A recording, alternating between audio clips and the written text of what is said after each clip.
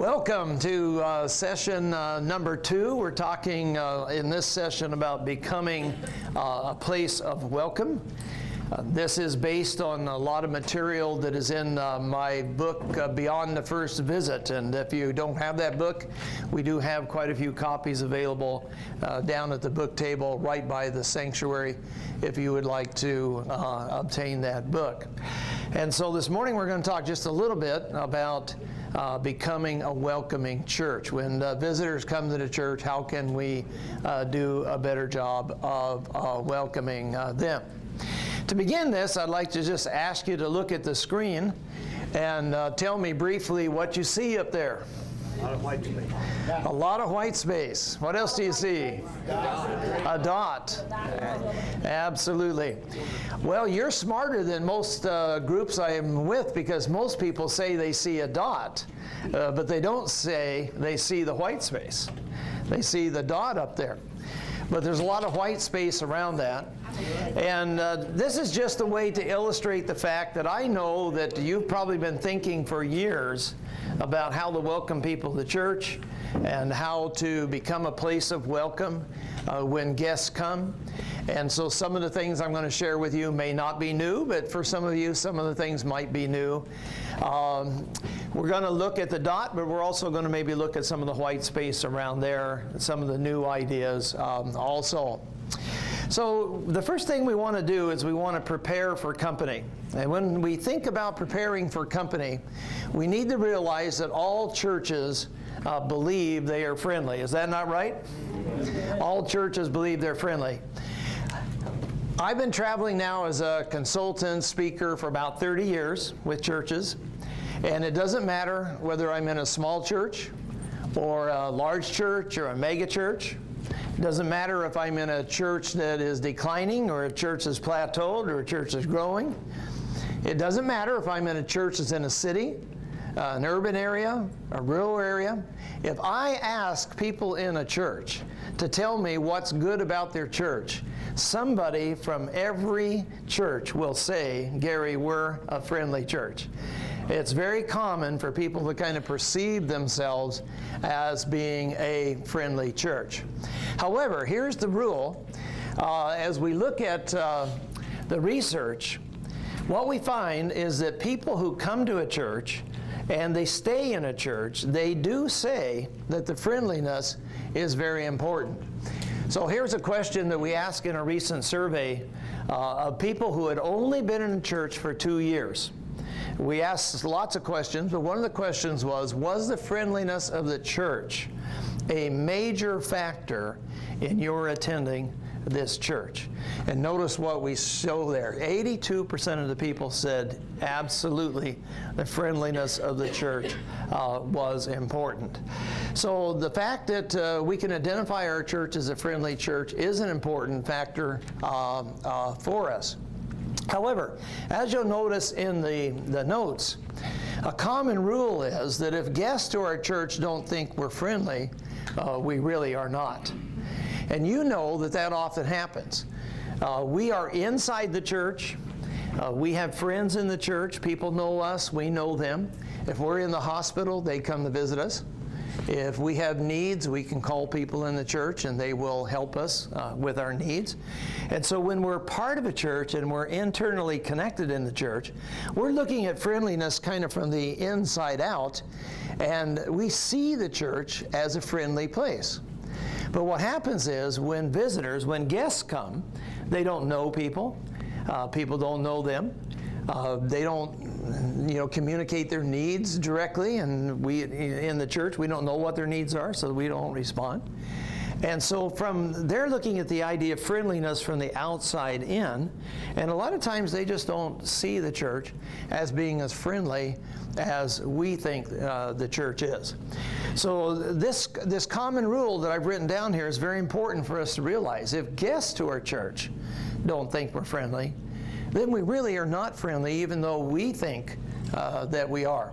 We need to judge the concept of friendliness more on how the visitor or the guest sees our church than how we particularly see the church. Now, the second thing we want to note this afternoon is that terms create powerful images. Terms create powerful images. And I suggest here in the notes that you use the term guest rather than the term visitor. Use the term guest rather than the term visitor.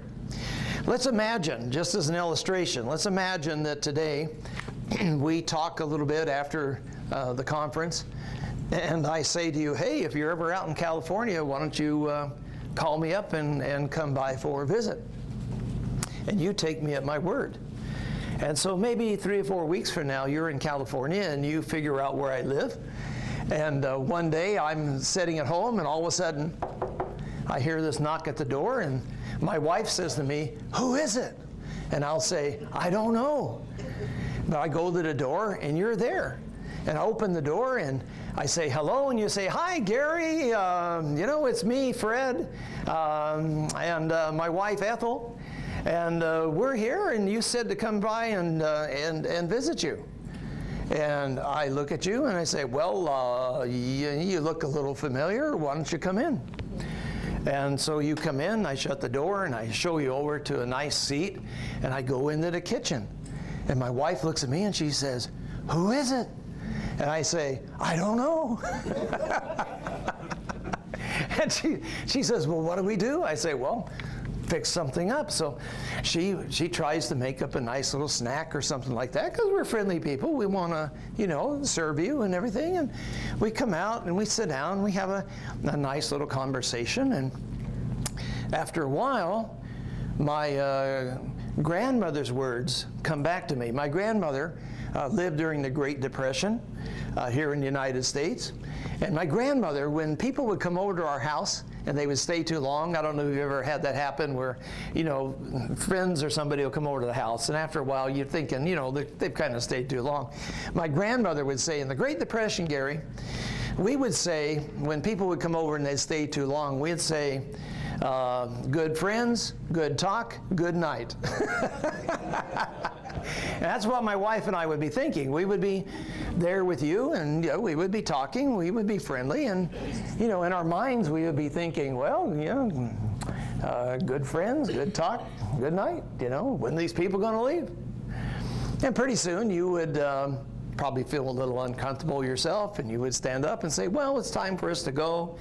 And we would walk you to the door, and we would open the door, and you would walk out, and we'd say, bye, nice seeing you, hope to see you again someday. And you'd say bye, and we'd close the door. I'd look at my wife, and she'd say, who were those people? And I would say, I don't know. And see, those are visitors. When visitors come, we're really not prepared for them. When visitors come, we're really not expecting them to be there. And when visitors come, you expect them to leave and probably not come back. Have you ever been to a visitor center? You go to maybe one of the Civil War battlefields or something, they have a visitor center. Did you ever notice you can hardly find a place to sit down? I mean, there's no bedrooms, there's no place to lie down. Why? Because at a visitor center, people expect you to visit and they expect you to leave. They're not expecting you to stay. Now contrast that with me with the concept of guest. Today, you and I meet, and you introduce me, you're Ricky, and you introduce me to your wife Lucy, and you say Ricky, and we're going to be out in California in a few weeks, and we'd like to come by and see you. And I say, well, that'd be great. And I say, well, let me get out my iPhone here, and let's set a date.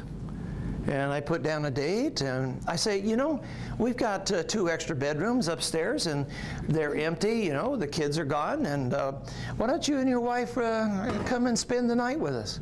Oh, we wouldn't want to do that, you say. And I say, no, we'd love to have you come and spend the night with you.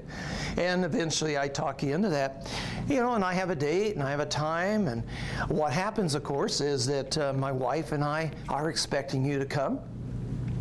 And we get busy and we clean the house, and we make sure that the floors are swept, and we make sure that the bathrooms are clean. And my wife goes in there and she puts those towels in the bathroom that we only put in there when guests are coming over. I don't know if you do that, but we do that. And my wife will hang those towels up, and then she'll say to me, don't you dare touch those towels, right? She says that to you too. By the way, I figured out a way to deal with that. What I do is I go in and I wash my hands. Then I go over to the towel. I reach underneath. I dry my hands off on the back of the towel. You've done that too, and the front of the towel looks like nobody's touched it. So that's just a tip on the side. But we are preparing for you. And if we knew what kind of food you liked and what kind of snacks you like, we would make sure that we prepared that pie, that cake, whatever it is, had chicken or steak or whatever it is that you like. Not only that, we're going to be waiting for you. We're going to be expecting you.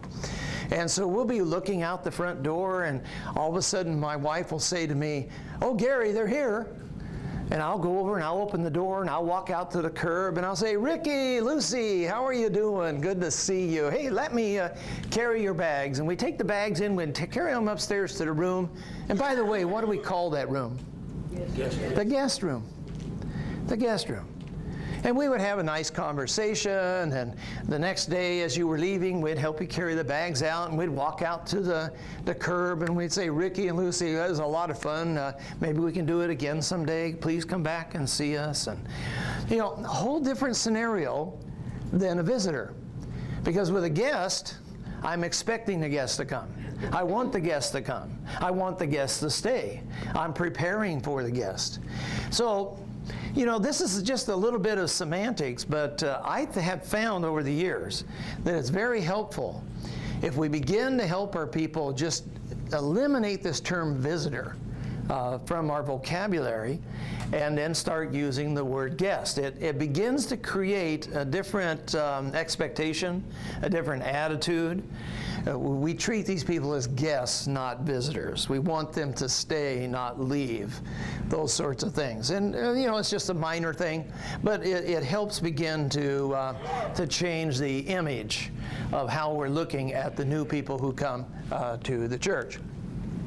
Well, the third thing we want to think about as we begin to think about becoming a place of welcome is the idea that hospitality literally means, the word hospitality in the Bible literally means love of strangers. It means love of strangers. Now, when you look into the Old Testament, what happened was that Israel, the people of Israel had been down in Egypt, and they had left Egypt. And then as they were developing the law, as God was giving them the law, God was teaching them how to treat people who would come into the family of Israel, into the tribes of Israel. How do you treat the person who's outside of this covenant people of Israel? And in many of the passages, it uses the word, it depends on your translation of the Bible, but the word is used alien, or outsider, or stranger. And basically it means a person who's outside of the covenant people of God, outside of the household of God. Now, one of these passages, a very clear one, is Leviticus chapter 19, verses 33 and 34. I know that most of you were doing your daily devotions in Leviticus today, so you were probably reading this passage. But notice what this passage says. When an alien, or a stranger, or an outsider, when they live with you in your land, God says, don't mistreat them. Don't mistreat them. The alien living with you must be treated as one of your native born. Now, thinking of that in terms of guests who come to our church, I would suggest the following. Hospitality means love of strangers. And what this means is, number one, do not mistreat our guests. When a guest comes to our church, we want to make sure we do not mistreat them in any way. Number two, we want to treat guests like one of our own people. Now, they're not one of our own people. They're not a member of the church. But we want to treat them as though they were. We want to treat them with the same respect that we would give to one of our own church members. Number three, we want to love guests as we love ourselves. We want to love guests the same way that we would love ourselves. Now, in Leviticus, God answers the question, why? Why do we want to do this? And God basically says to the people of Israel, the reason why you want to treat guests with such respect is that one time you were strangers to God's house too. And of course, he's referring directly to the concept and the recent memory of the people of Israel being in Egypt.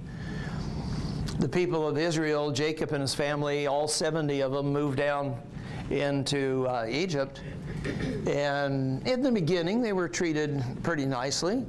But over time, as Joseph passed away and as a new Pharaoh arose and stuff, they weren't treated with very much respect. They weren't treated very kindly. And God is basically saying, remember, one time you were in a situation where you weren't treated very well yourself, so let's don't be that way. Let's treat people with respect like we would want to be treated. Now, unless you were taken to church as a baby in the nursery, or maybe as a young child, the reality is if you came to Christ and you were older, you were a teenager or a young adult or an older adult, the reality is that somebody in the church made space for you. I got to thinking one day, when I first started going to church, I was 14 years old. I didn't know anything about church. I'd never been to church in my life. And so I just walk into the sanctuary and I just find a seat and sit down. You know, I sat in somebody's seat. I never thought of that when I was 14, but now I look back and I think, I sat probably where somebody in that church normally sat. But you know what they did? They slid over and let me have that seat. They moved over and let me have the seat. And we need to do that in our churches. If we have been outside of the family of God and we came to Christ and came into a church, somebody moved over for you. Now, maybe they didn't literally move over in a seat, but somebody moved over and allowed you to participate in that church. I remember I've always been involved in vocal music, not lately, but from about third grade all the way through my second year in college, I was involved in choirs and vocal music and things like that. So when I was 14 and I came to Christ and I went to this church, I think it was the second or third week I was there, and I started going, they had a youth group, and I started going to the youth group. They asked me, Gary, would you like to lead music at the youth group? I didn't even know the Christian songs. I literally did not. I knew Jesus Loves Me, this I know. That's about it. I knew none of the songs that the high school group sang. And yet they asked me they found out that I had been involved in vocal music and things like that. And so they just said, Gary, would you like to lead the music? So I did it. Partly because my personality was kind of outgoing, so I wasn't shy, so I said sure. And I was up there making all kinds of mistakes, and I was trying to do transitions between songs, and I would say things that weren't appropriate, for church. But I didn't know that. In my enthusiasm as a new Christian, I was, and they would pull me aside, and they would gently say, well, now, Gary, it's really not best to use these words. It'd be better to use these words. And, they would kind of mentor me along. But, I got to thinking, who led the music before I led the music? Somebody led the music before Gary led the music.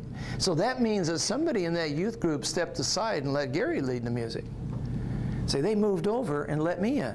So sometimes you're moving over and letting them have the seat, or maybe they're getting your parking spot, or maybe they're getting a new position in ministry that you used to have or something. But we need to welcome people as guests, and we need to treat them with respect, and in appropriate ways we need to move over and let them come in and participate and be involved in the church. If we love strangers, if we love people from outside the church, then we need to make space for our guests. So here is a church that you all know, at least from elementary school. This is the church in Boston, Massachusetts, where they hung the lanterns, one if by land, two if by sea. You remember that story? They were going to hang the lanterns to let the colonists know if the British were coming by land or if by sea. And you can go to this church and you can tour it, and if you sign up ahead of time, you can actually go up into the bell tower where they actually hung the lanterns. Here's a picture of the inside of the church. If you've never been to this church, you'll notice the pews are actually what they call pew boxes. In those days, they really didn't take offerings in the church. And so what they would do is they would rent the pews. And so you would pay a yearly fee, and then that would be your pew. And, you know, some people still think that way today, don't they? They give their tithes and offerings to the church, and they think that's their pew. You know, that's my place to sit. Well, in those days, that was literally true. People would rent a pew, and then they would literally put a brass plate on the outside of the door. You'll see here, you can see the doors open here down on the bottom right of that. And what they would do is they would go inside and sit down and close those doors, and they were totally enclosed. Now, one of the reasons they did this, just as an aside, is that there was no heat in these churches. There was no central heating. And so in the winter, what people would do is before they would leave their homes, they would go over to their fireplace, they would take a little iron pot, and they would take the hot coals out of the fireplace, put it in the pot, and put the lid on it.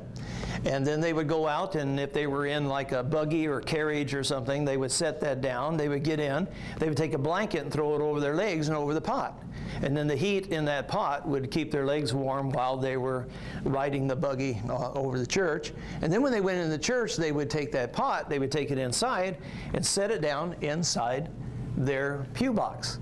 And the walls around the pew box would keep the heat in and help keep them warm. And that's why, of course, even in universities today, when you graduate, why do you wear that robe and things like that, or why do pastors preach in robes? Well, pastors had to keep warm, so years ago they would wear those robes to keep warm when they preached. So a lot of our history goes back to things like this. Well, I was there visiting in this church, and this church goes way back before 1776.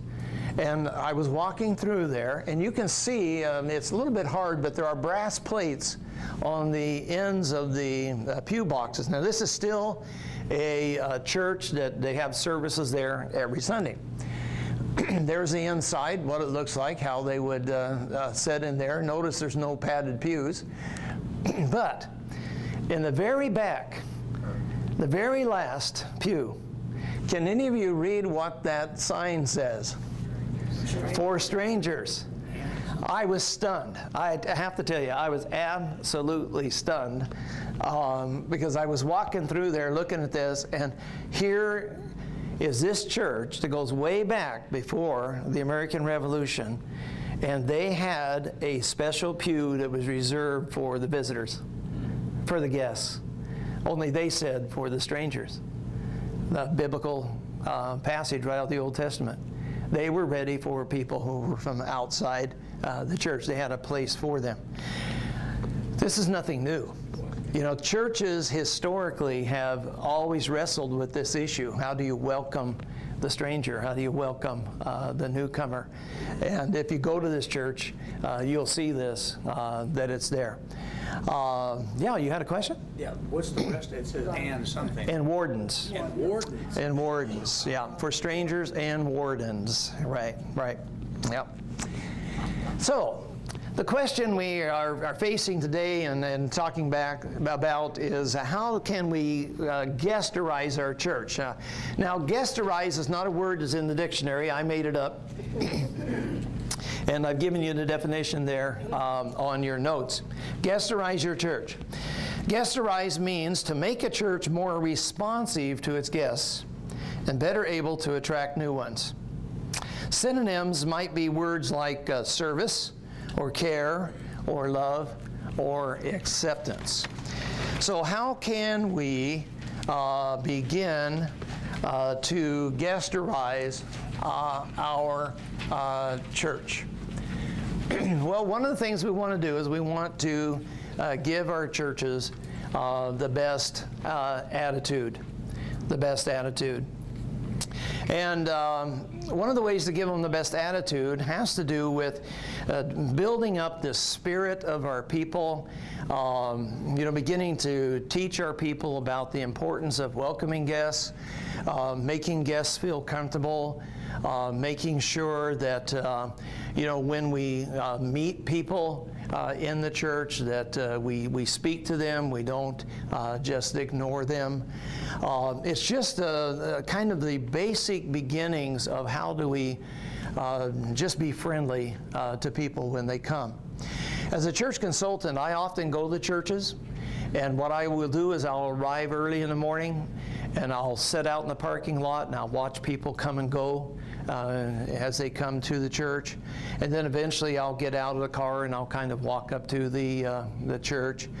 And I remember one church, it was actually a pretty good sized church, about 800 people. I got out and I followed the stream of people into the front door, and people would look at me, I would look at them, and I walked around the church building, I walked back out. I actually went in and got a cup of coffee. And I walked back out the front door with a cup of coffee and started walking around the parking lot towards the back. And as I was in the back, I noticed the pastor was there, the lead pastor, senior pastor, was standing by the back door and greeting people, talking to people. So I walked up towards him. And when I got up towards him, he spotted me, and he came over and he stuck his hand out and he says, "I sure hope I'm not the first person to say hi to you today." I said, "You are," because he was. Well, that doesn't give the guest a very good attitude. And it's common, particularly in larger churches, when we have a lot of people. For instance, like this church here has large hallways, and you're outside in the hallway, you're walking down the hallway, and you look up, and sometimes people will look right at you. You make eye contact. And sometimes people will just look down, and they'll just walk right on by. Well, how does that make you feel? It makes you feel like kind of a non-person. They made eye contact, they saw you, and yet they went on by. So what I suggest is that we teach our people at appropriate times in the church what I call the just say hi policy. Tell people, if you make eye contact with somebody, just say hi. That's all you have to do. Now, I got this from my son. When my son got out of high school, he went to work for a local business in our town. And he had a week's training before he was put out on the floor to work with the public. And they had what they call the just say hi policy. And he brought home the policy handbook they had, and I looked through it just to see what they were teaching. And what they said was, if you come within 10 feet of another person and you make eye contact, just say hi. You don't have to talk, you don't have to say, "Can I help you?" You just say hi. What they discovered in this business was, if you just say hi, if people have a question, then they'll say, "Oh, by the way, can you tell me where the light bulbs are?" or whatever. And that's not a bad idea. It's a very simple thing that we can begin to teach our people. If our people come within 10 foot of another person and you make eye contact, just say hi. That's all. Just say hi. It communicates a good attitude, an attitude of acceptance, an attitude of warmth and love and welcome. And of course, there's other things that we can work on also. But then we need to give our guests the best communication. Now, the best communication is that we need to be answering questions that the guests actually have. Well, what questions do our guests have when they come to the church? Now, being in the church for many years, we may assume what their questions are, but the best way is to ask them what their questions are. In the book, Beyond the First Visit, what I have is a survey in there that I recommend that when you have guests come and you're able to get their emails or get their phone numbers, that you have someone call them or email them and ask them a set of questions. And one of the questions that I suggest you ask new people is this one. What questions did you have that were not answered? What questions did you have that were not answered? Or you could put that in different language. You could say, what information would have been helpful to you that you did not receive? What does a guest want? What are they looking for? You know, what do we need to tell them about? Now, for instance, if some of you have been to Disneyland or Disney World, do you know what the number one question is at Disneyland or Disney World? They know. Do you know what it is? Where's Mickey? No, not where's Mickey. Where's the bathrooms? Right. Number one question in Disneyland or Disney World is where are the bathrooms? Now, when you get hired at Disneyland or Disney World, you have to go through a couple of weeks of training. It used to be called Mickey Mouse University, which is, you know, the way we use the term Mickey Mouse today might not be the best, but that's what they used to call it. I don't know if they still call that anymore. But what they did is that they had to learn, during the Mickey Mouse University, they had to learn where all the restrooms were in Disneyland, the employees. Because every employee had to know where the restrooms were, because they knew that was the number one question that people would ask them when they came up. Well, let me ask you, what's the number one question your guests have? Where's the restroom? It might be where the restrooms are. It might be, I don't know. It might be where the nursery is. It might be where's the front door. Where's the sanctuary? I don't know. See, you need to ask them. And all of our people in our church need to know the answer to that question. So that if someone stops someone in the parking lot or in the lobby, the foyer area of the church, or wherever they are, and say, where's this, or whatever, they need to have the ability to answer that. But we won't know that question unless we start asking the guests, what information did you want that we did not provide for you? Now, this is just a way of showing love. It's just a way of showing helpfulness to the people. What kind of communication do they need that will help them relax and feel more comfortable? When they come to church, particularly people who haven't been to church in a long time, they feel uncomfortable when they come to church. And what we want to do is create a level of comfort that they can at least listen and take in what we're having to say through the music, through the worship, through the service, those sorts of things. Need to give guests the best welcome. Give guests the best welcome. How do we welcome guests? Now, historically, we used to have our guests stand, of course, and to give us their name and tell us a little bit about them. Believe it or not, churches still do this. I really hope your churches don't do this, because that is not the best welcome for people. Lots of research has shown that the scariest thing for most people is talking in front of other people. Now, I talk in front of people all the time. It doesn't bother me anymore.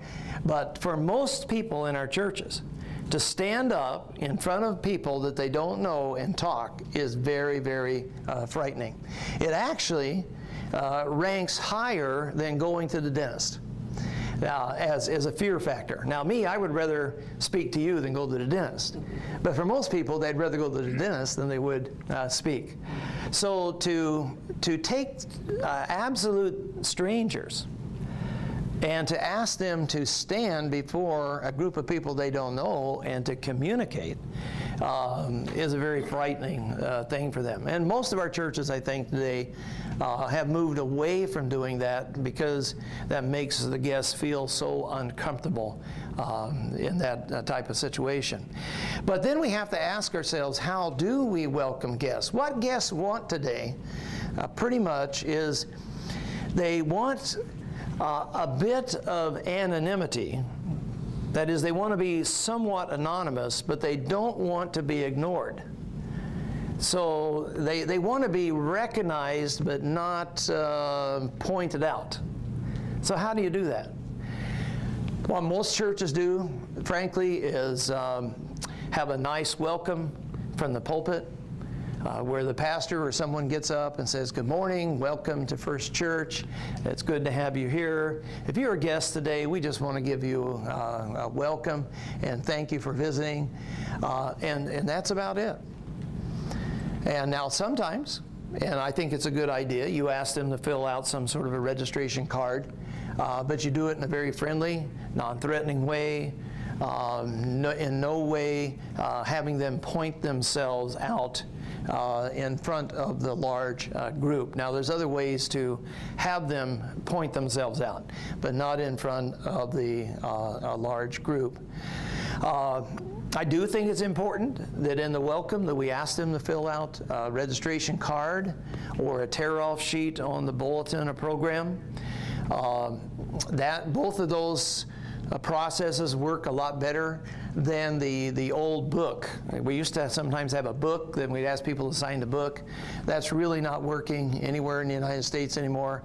You usually have to, if you have a book sitting there on a pedestal, people will walk around it. And if you have somebody stationed there and ask them to sign it, they typically usually just sign their name, and that doesn't give you enough information to do anything. Usually the best thing is to have a card, a double-sided card. One card would be for members and one card would be for guests. And you would simply get up and say, "Good morning, it's good to have you here." At our church, it's a practice that we fill out this card, but everybody take the card and hold it up. And, you know, if you're a regular attender at our church, would you fill out the blue side? And if you're a guest to our church, would you fill out the green side or white side or what other colors you want to use on the card?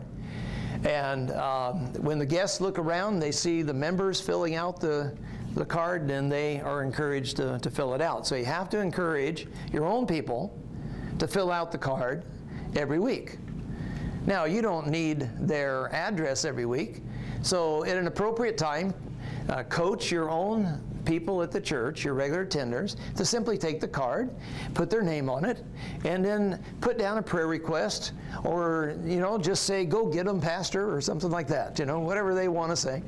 But coach your people to understand that it's important that they take the card and write their name on it, because what that does is it sets an example for the guest. And when the guest looks around and sees a lot of people filling out the card, then they will be more inclined to fill it out because they're not standing out as a unique visitor to the church who's the only person in the whole church who's filling out the card. And then you just simply, you know, ask them to put that in the offering plate when it comes by, or you could suggest to them that if you have a welcome center, which I hope you do in a church, I hope you have a welcome center. That's another way of welcoming guests, communicating guests. There needs to be a nice place in the church when they come in that says welcome, and there needs to be nice, friendly people who are there ready to talk to the guests and give them information, point them in the right direction. It'd be good to have a gift there. That you could say to people, you know, you can put this card in the offering plate, or if you'd like to hold on to it, if you'll take it to the welcome table, we've got a nice gift for you. Now, you need to have a nice gift, not just any old gift, a nice gift. And what is a nice gift? Well, it depends on your church and your context. In Southern California, for instance, I've been to some churches, and they will. One church gave us a six-pack cooler. Now, it was for Coke, of course, you know, but it actually was a six-pack cooler, and on the front of it, it had the name of the church, Rancho Church. We unzipped it, we opened it up. Inside there, they had a paperback book that was a Christian book for a man. They had a paperback book, a Christian book for a woman. Because we're in California, they had a beach ball for the kids that was, of course, deflated and folded up, and it was in there. And then they had a mug, coffee mug, that was a very nice mug, actually. We kept it. We don't keep all the mugs we get, but we kept this one.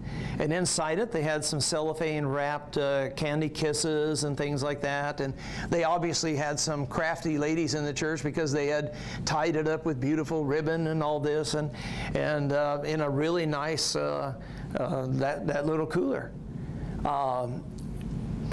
Other churches I've been to, one of them I went to gave us a paper sack. Again, it was some ladies in the church had really designed it nicely. Inside the paper sack, they actually gave us a water bottle with the name of the church on it. Now, again, this kind of tells you about the context, because in Southern California, a lot of people jog, they walk on the beach, things like that. Water bottles are a big thing out there. So, yeah, that was a cool water bottle. I still have that water bottle. And I still use that. In fact, I liked it so much, I went up later and asked them if I could have another one. Because one wasn't enough, we needed two. And they gave me one.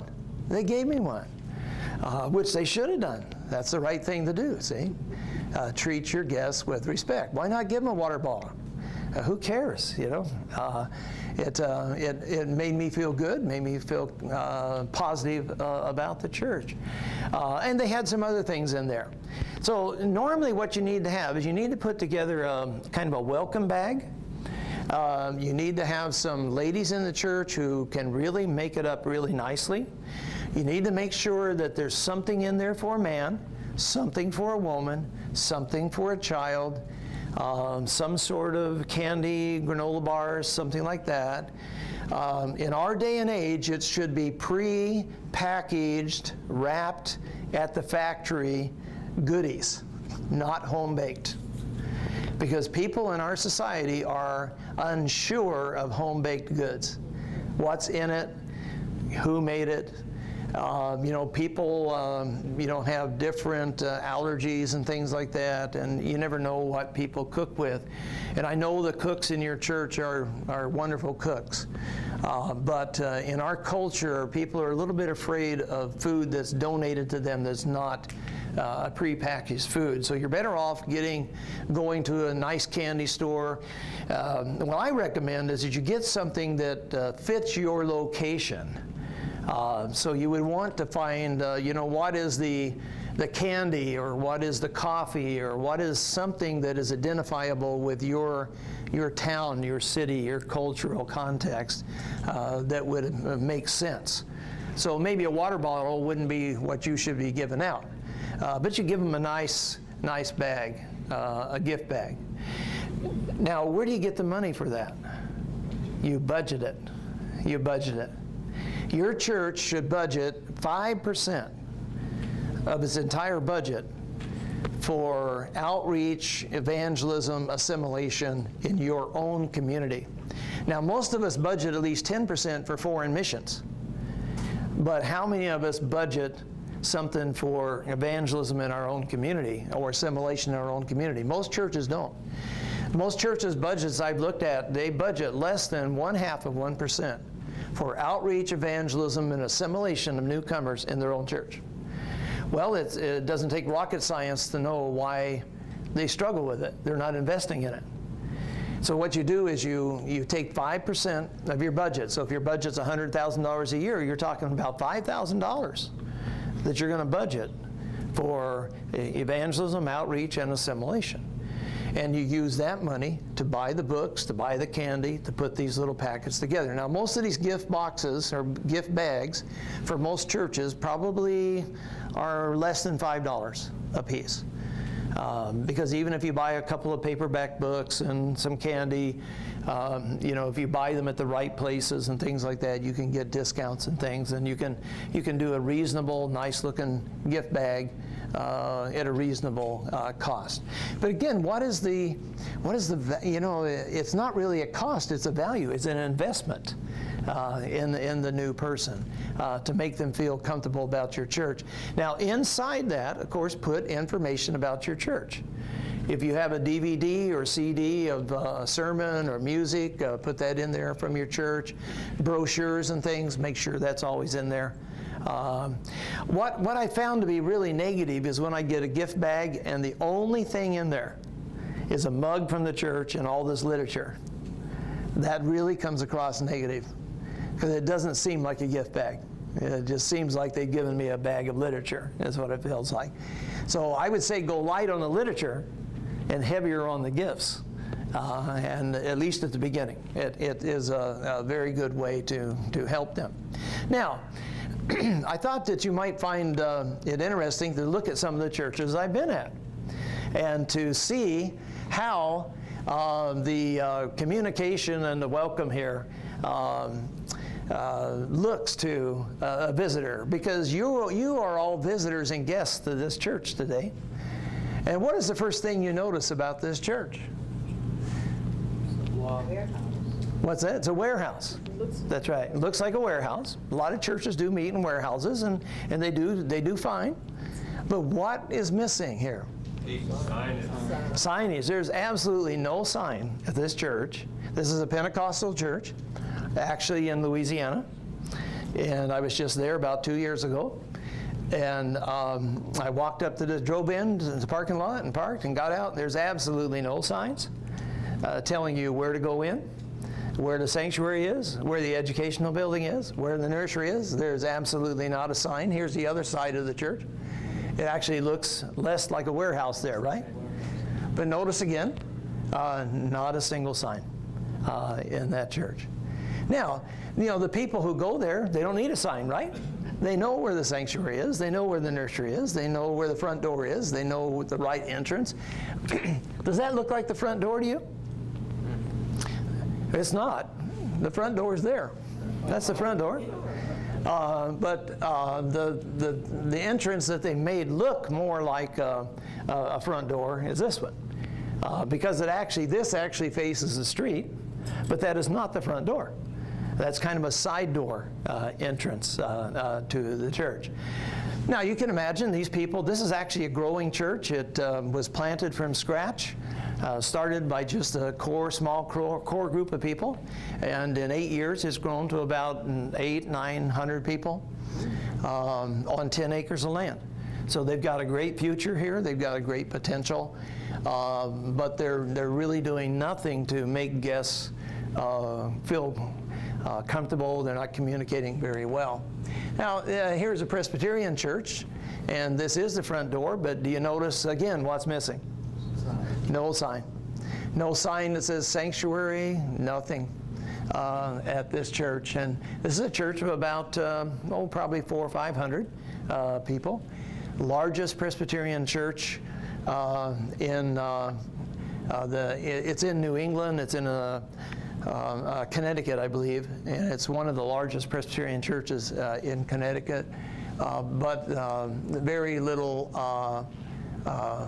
signage. Notice this church. What do you notice about this church? Again, no sign, but do you see anything else there? Pardon? Yeah, I guess it looks like a quaint New England kind of church, but hardwood doors, stained glass windows, and things like that. It looks kind of like it's cloistered or something. You can't see inside. It looks very protective. Again, very welcoming. Doesn't look like it's very attractive at all.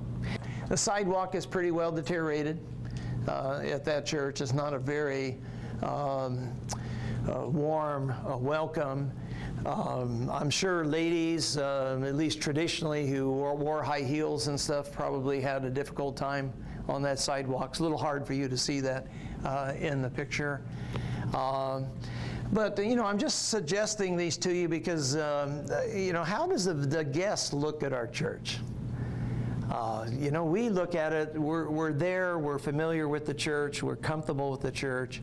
What we need to do is we need to begin to look at our church the way a guest would look at the church, a first-timer.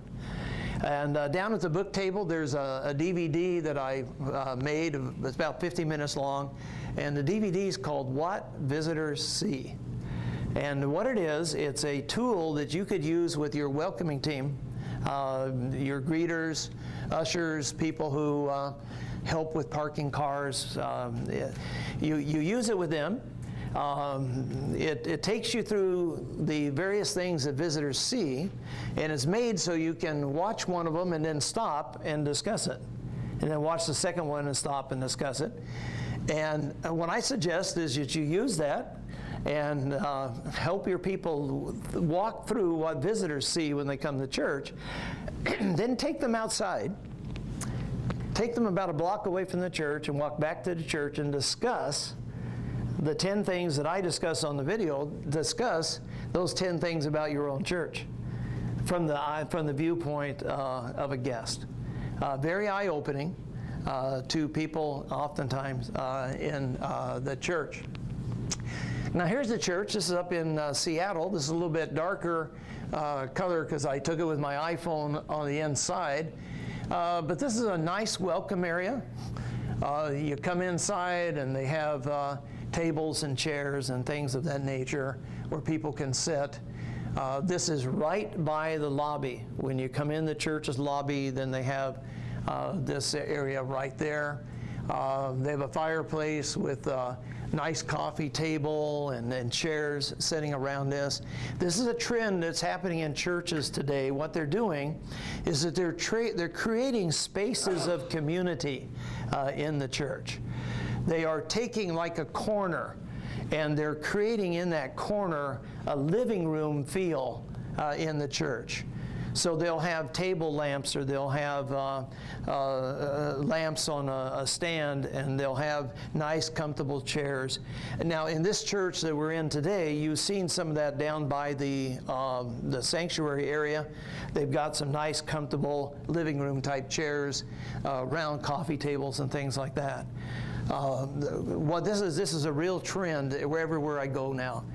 Churches are trying to create these spaces. Now, why are they doing that? Because the church is a family, and the church is a community, and so they're trying to create these spaces of community where people can sit and talk and linger and get to know each other.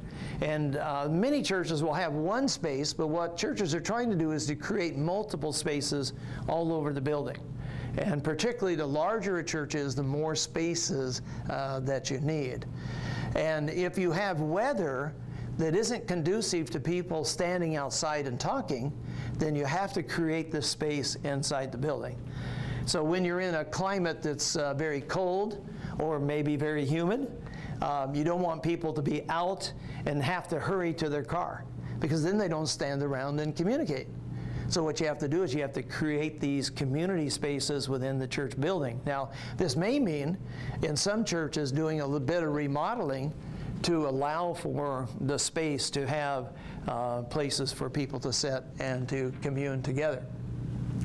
Now, this church, what they did is they have actually a tent. This is a tent. It's a little bit hard to see again on the PowerPoint. But what they did is they had two buildings, and what they did is they put a tent covering the open area between the two buildings. And then in the middle, they have a coffee area there. On the sides, you can see that they have banners hanging down. And what that is, you can see it over here on the right, is the various ministries of the church have a table in there. And so they have a women's ministry and the youth ministry and, the food distribution ministry, whatever the ministries of the church are. And they have these nice banners hanging down. And each table has a nice display about that particular ministry, how you can get involved in that ministry, what it's all about. And most of them have people who stand behind there and talk to those who wander around. So here you have the men's ministry. There's a couple men there behind the table. There you can see there's a man talking to them about the men's ministry at that particular church. Now, this is a little bit larger church. Your church may not be that large, but you could do something like this, where you create this kind of a welcoming space, and it needs to be more than just coffee. If you're drawing people to coffee, if you're drawing people to a place of community, you need to take advantage of this and have some tables out there about your various programs, about your various ministries. And they need to be decorated nicely. with tablecloths, and you need to invest in some nice banners. And that's where some of that money that you're budgeting for welcoming goes. You go to the nice tablecloths, you go to the banners, and create these things. And people from those ministries need to be there. And you have your guests who have a cup of coffee in their hand, a cup of orange juice, maybe a donut or whatever, and they're walking around and they're having a chance to see what your church does with nice, friendly people who are talking. Now, if you're a larger church, you want to have almost every ministry there represented every Sunday. If you're a smaller church, you may not be able to have every ministry represented every Sunday. Well, what you could do is you could rotate ministries. So maybe this Sunday it's the men's ministry, next Sunday it's the women's ministry. You might just have one table out there every Sunday. But every Sunday you need a table that represents the ministry, and nice brochures and pictures and a nice banner and nice people there, so that it's a way of introducing your church and helping people get acquainted and find their ways into various ministries in the church. So we also need to give our guests the best parking. Now, the best parking is always the parking that's closest to the entryways to the church. This is nothing new to us. We go to a shopping center and we always try and park closer to the doors. The only time we don't is when you have a new car. When you have a new car, you park way out in the parking lot so nobody bangs your car. But when the newness is worn off the car, then we try and find a parking place closer to the door. And what I would suggest that if you have off-street parking, and I hope you do, because that's, unless you're in New York City or some areas like that, having off-street parking is very, very important. We don't have time to talk about it today, but the truth is if people can't park, they can't come in. So it doesn't matter how big your sanctuary is if you don't have a balanced parking lot, because you have to have enough places to park so people can come in. And normally people want to park off the street nowadays. Neighbors aren't as friendly to the churches as they used to be, and so parking in front of neighbors' homes and things of that nature is not as acceptable as they used to be. You want to have enough off-street parking that on your busiest Sunday, you still have about 5% of the parking free. So normally our busiest Sunday is Easter. So on Easter Sunday, you should have enough off-street parking that you still have about 5% of the spaces open on Easter Sunday at a single service. That usually means you then have adequate parking. And you want to give about 5% of your parking to guest parking. Now what I recommend is that you don't put visitor parking, you put guest parking. And you have clearly designated signage. When people drive into your lot, maybe an A-frame type of sign that says guest parking with an arrow. And then you have guest parking at about 5% of the parking lot. And you put that guest parking close to the building. And then your people who are greeters should be watching that area of the parking lot, so that when people park there, then they know that those people are most likely guests. And they're able to then target them to talk to them and welcome them to church. You want to give guests the best seating. The best seating in the church is the aisle seats. It's always the aisle seats.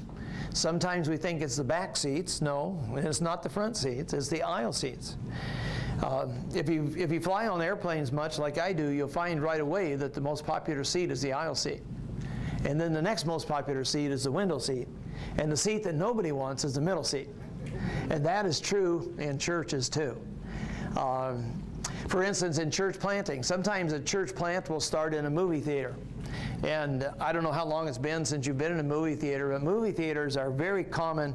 They have on the sides, they'll have maybe seating that has like 6 seats or something in it. And then in the middle, they have like 20 seats. And if you ever go to a movie theater like that, sit back and watch where people sit. They tend to sit on the aisles and not in the middle. And then the people who come late have to crawl over them and get over in the middle. Well, the same thing happens in churches. Just watch what happens at church. Most people who are there early will claim the aisle seats. And then, but what this means is that the guests who typically come late, they have to struggle through people's feet to get to the center seats. And that's not a comfortable thing for them.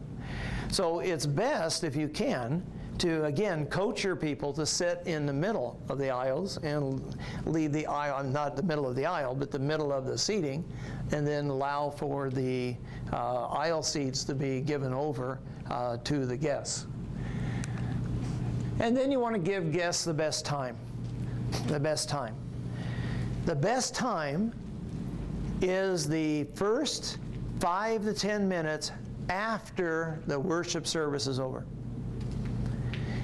Now, what I've discovered with most churches is that we focus on guests before the service begins. So we have our greeters there. Some churches have parking attendants. And so the guests come, we greet them warmly at the beginning of the service. But then when the service is over, we immediately begin doing church business or talking to our friends. And what happens is the guests get up and they walk out, they go get in their cars, and they leave. And we totally ignore them when the service is over. But that's the most valuable time.